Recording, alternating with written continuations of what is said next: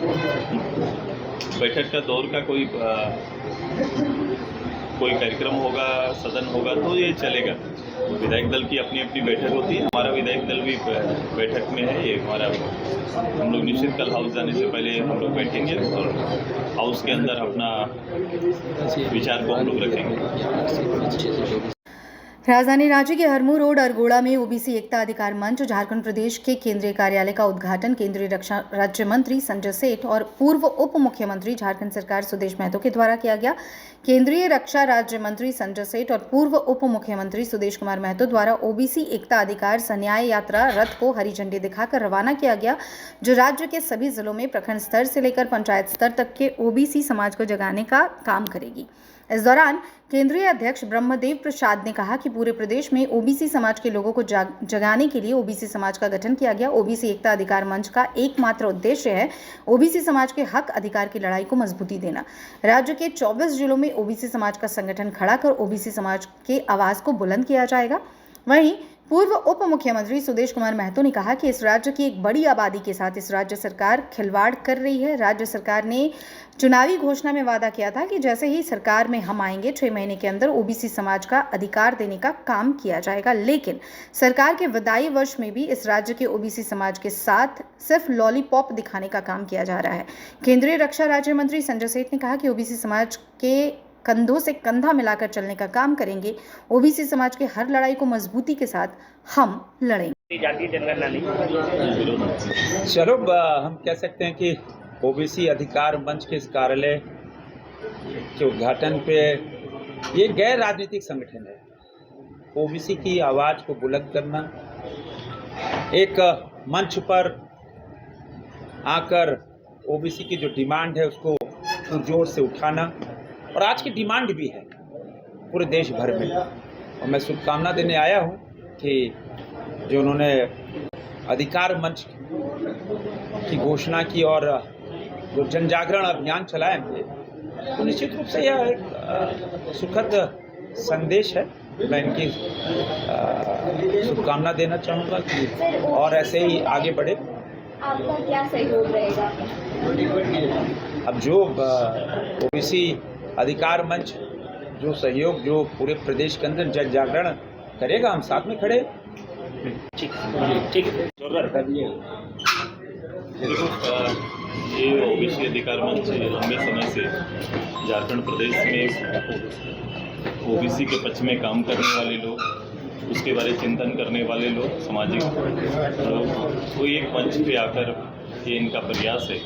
ये लगातार एक क्षेत्र खासकर पलामू में काफ़ी जोर से इन लोगों ने कार्यक्रम किया था, मुझे जानकारी है और मैं बाद में इनकी जानकारी भी लिया था। लेकिन प्रदेश भर की आवश्यकता है कि आज के दिन में एक बहुतायत समाज कहीं ना कहीं पीछे छूटा हुआ है और अपने मूल अधिकार से वंचित है। उसी को लेकर जन जागरण अभियान का कार्यक्रम इनका है पूरे प्रदेश भर में। मैं इनको अपनी ओर से इनको धन्यवाद देता हूं और इनके सक्सेस होने की शुभकामना देता हूं। सुदेश जी, इसके अलावा हेमंत सोरेन एक बार फिर से मुख्यमंत्री बन गए हैं। कल वो विश्वास मत भी हासिल करने के लिए सदन में होंगे, क्या कहेंगे? मेरे इस विषय पर एक ही बात आया था कि सरकारें बदल रही है, हालात नहीं। एक्चुअली सरकार लाया जाता है हालात को बदलने के लिए। जिन विषयों को लेकर सरकार आई थी, हेमंत जी प्रथम बार बहुमत के साथ 2019 में शपथ लिए थे और उस शपथ लेने के कारण बड़ा स्पष्ट थे और उनके जो राज्य के यूथ, किसान, मजदूर, सामाजिक लोगों को जो उनका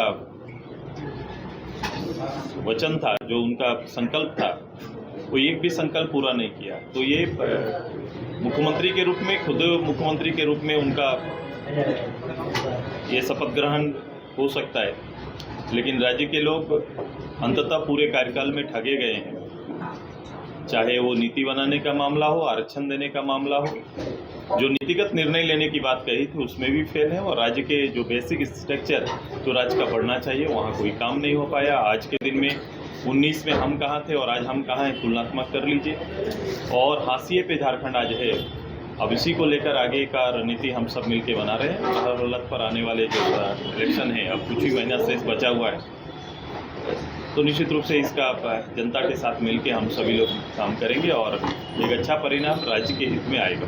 सदन में जाने से पहले बैठक का दौर चल रहा है।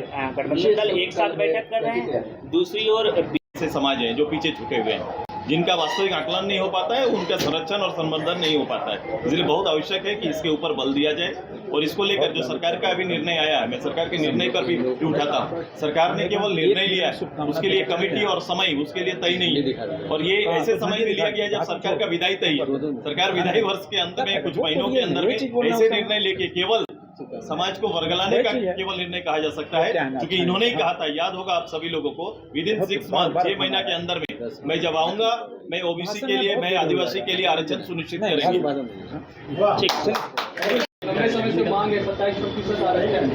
नहीं, ये थोड़ा जवाब इधर से हो जाएगा। ये आबादी के आधार पर मांगा जा रहा है आरक्षण। ये आरक्षण कोई 27% के नेशनल जो हमारा एक नेशनल जो हमारा 27% आरक्षण का जो आधार है वो नहीं, बल्कि प्रदेश के अंदर हम लोग जातीय जनगणना की बात कर रहे हैं। मुझे लगता है मेरा मंच भी इसी बात को लेकर आगे बढ़ा है। जातीय जनगणना हो और जनगणना के आधार पर, आबादी के आधार पर आरक्षण सुनिश्चित हो, ये हमारा मांग है और इसी मांग को लेकर हम सब आगे बढ़ रहे हैं। जातीय जनगणना की बात हो रही है संजय सेठ जी, आप बगल बैठक का दौर का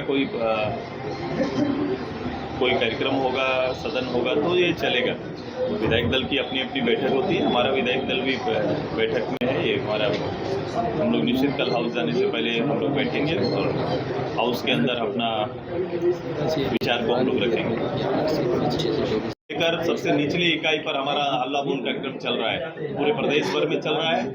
इसके बाद आगे की रणनीति है, हम पूरे प्रदेश में सारे विधानसभा, सारे क्षेत्र में हमारा कार्यक्रम आएगा। भाई पूरा 100 दिन का कार्यक्रम पार्टी का तय है और पार्टी उस पर काम कर रही है। हम जनता के साथ संवाद स्थापित करेंगे, राज्य के हालात, वर्तमान परिस्थिति, जो आकलन हमारा है या फिर आम लोगों का आकलन, दोनों का समावेश करते हुए हम आगे बढ़ेंगे।